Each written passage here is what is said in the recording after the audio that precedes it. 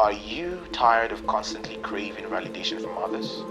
Do you find yourself bending over backwards to gain acceptance from people around you? If so, you're not alone. The pursuit of acceptance can impact our lives and relationships with people in profound ways. Welcome to the Rebirth Nation channel. I'm Daniel, your host today, and in today's teaching titled Accepted in the Beloved, we're diving deep into a topic that resonates with many of us. Through a biblical lens, we'll explore the concept of acceptance and how it can transform our lives. But before we venture further, don't forget to hit that subscribe button, give us a thumbs up, and share this awesomeness with others. Thank you.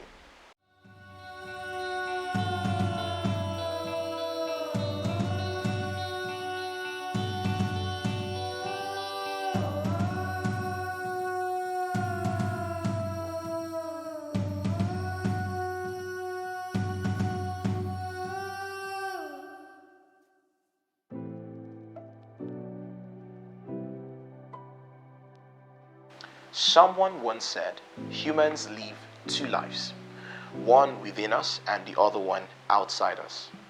Our behaviors and our external appearances are only reflections of the things that are happening within us.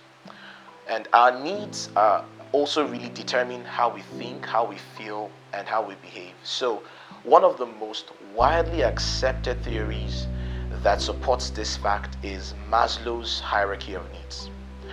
Maslow argued that humans are motivated to satisfy a hierarchy of needs, from basic psychological needs to more complex psychological needs, such as a need for love and belonging. Now, the need for love and belonging is foundational for human development. It actually stems from, it is from this need, that our desire to be accepted comes.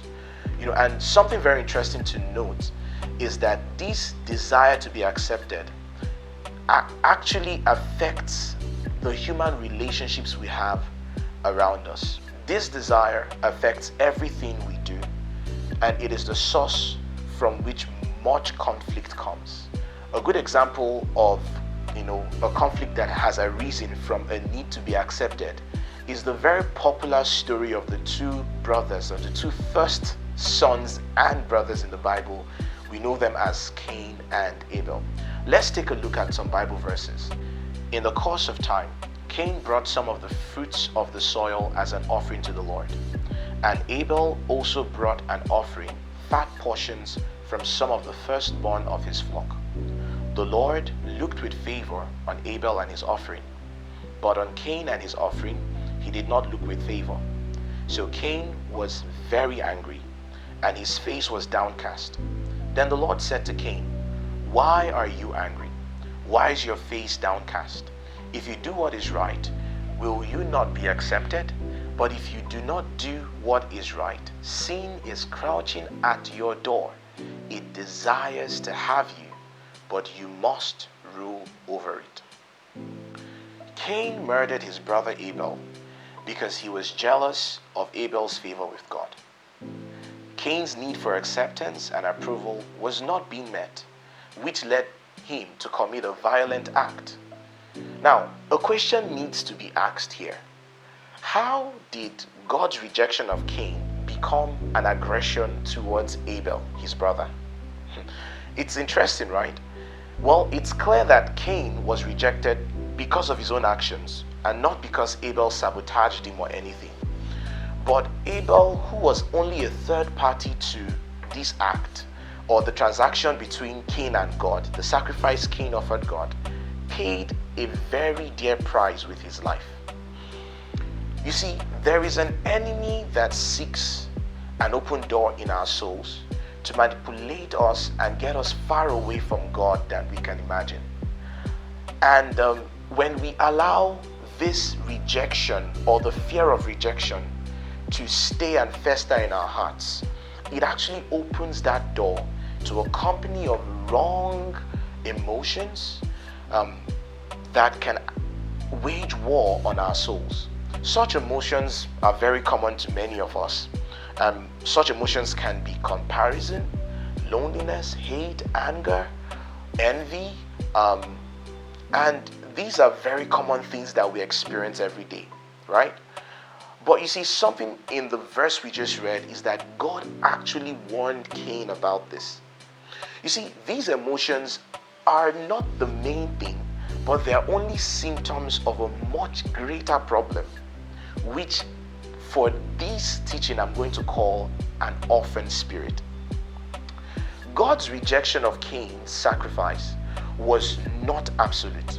In fact, God's rejection of his sacrifice was only a momentary correction of Cain's value system. You see, God did this in love for Cain. I'll tell you why simply. Because even after Cain had killed his brother, God appeared to him and God still put a mark on Cain so nobody hurt Cain. You can read that in the following verses in Genesis chapter 4. You see, but Cain's perception of God's correction was wrong. Cain perceived God's correction as some form of withdrawal of God's love and affection towards him. We can see a descent in Cain's behavior from the moment God rejected his sacrifice. We can see him being dejected. It's a whole descent from being dejected into becoming a murderer. That's crazy. The orphan spirit begins by persuading its target that they are unworthy of love. You see, it magnifies any instance of rejection or criticism and makes the target feel or perceive it like abandonment or withdrawal of affection. I know that as I'm speaking, this probably has begun to resonate with you. The ultimate objective of an orphan spirit is to cultivate in its subject a sense of entitlement and cause its subject to demand acceptance and love that they already possess. We see that clearly with Cain's story. God's rejection of Cain was not absolute. God did not want Cain to feel in a certain way. God appeared to Cain and spoke to him and asked him why he was dejected. Yet, Cain went ahead, compared himself with his brother, got in envy and jealousy of his brother, and eventually murdered his brother. Cain felt entitled to God's love. And guess what? Cain already had God's love. We must always be on guard from the enemy who lies waiting at the door of our hearts. Our feelings, our moods, how we feel, the certain way we process rejection is our responsibility. See, what you feel is your responsibility. It is nobody else's responsibility. Nobody should determine how you feel or what you feel. And it's very important we know this, that when we guard our hearts by gaining mastery over our emotions and our moods, such external invaders like the things mentioned will not have any role over us. The cry for acceptance and validation has never been much louder than in our day. You see, from social media to political protests, and let me use this example, climate protests all around the world, you actually find people who go to museums and destroy paintings and do certain things like that. People everywhere keep pushing the boundaries of morality, logic, and rationality just to be seen and affirmed. You see, this is called an acceptance addiction. It is a symptom of a much deeper problem, which is that our generation is bankrupt of love. Over the years, culture and media has wrongly defined what love is. Love has been defined as being transactional. In fact, people cannot imagine an unconditional, pure, selfless love, a love that satisfies. The acceptance addiction we see everywhere today is proof that many people are under the influence of what I termed an orphan spirit, and that there is a void in the hearts and in the souls of men which would only keep growing wider and wider until we find that one true love that satisfies, the Father's love.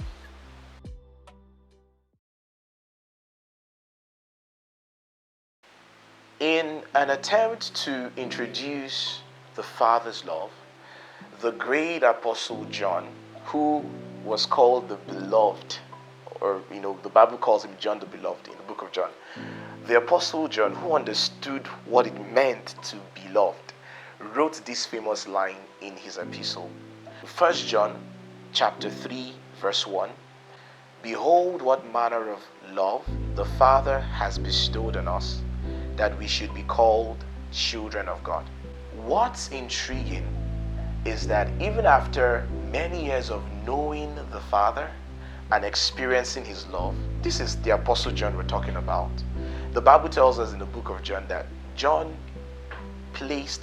during the Last Supper, John placed his head on the bosom of Jesus. That's how close he was to Jesus.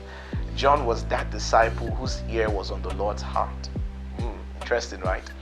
So this Apostle John, as experienced as he was, because he wrote these epistles in his old age, as experienced as he was with the love of God, with the concept of love and all that, John found himself unable to articulate love, the Father's love, adequately.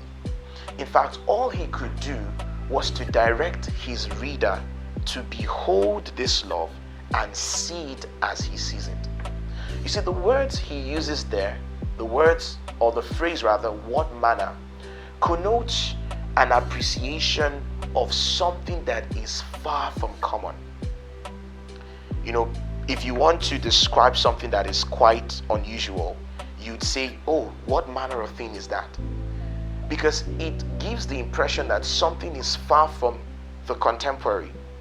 Well, I'm going to try something. Since the Apostle John delegates us to behold and contemplate this love for ourselves, let me give this a try, and you can also try as well in the comment section to describe what God's love means to you. It's a love that transcends the boundaries of time and eternity, tirelessly seeking the lost and the broken.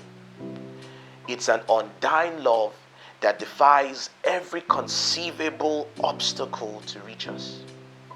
It's a love that is out of this world, with an origin beyond earth and an earthly comprehension. Now, this is very important. The Father's love is a love that is freely given, and it cannot be earned by any man. The love of the Father is worth thinking about. It is a sight to behold, and it is too beautiful for words.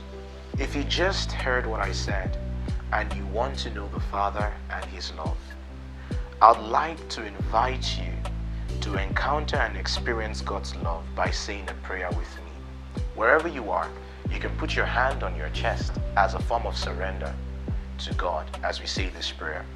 Say after me. Dear Father, I acknowledge your love for me by sending Jesus to the world to pay the price for me. Today, I open the door of my heart to you, and I receive your eternal life. Give me a new heart. Lord, make me new. From today, I acknowledge that you are my Father, and I am your child. Amen. If you said those words, guess what? Today is your birthday, because you've become born again, and you're going to start experiencing new experiences in your life, entirely new things. You're going to have a relationship with Jesus, and God is going to come and dwell with you. Would love to help you navigate this new journey you've started with God.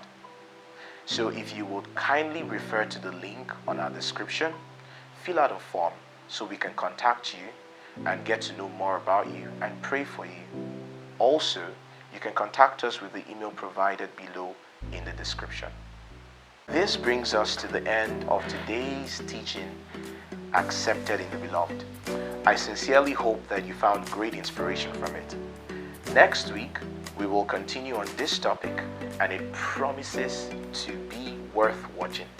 Please remember to show your appreciation for this video by liking it and sharing it with your friends and your family. Don't forget also to hit the notification bell so that you stay updated and not miss out on our upcoming teachings. Thank you for watching. God bless you.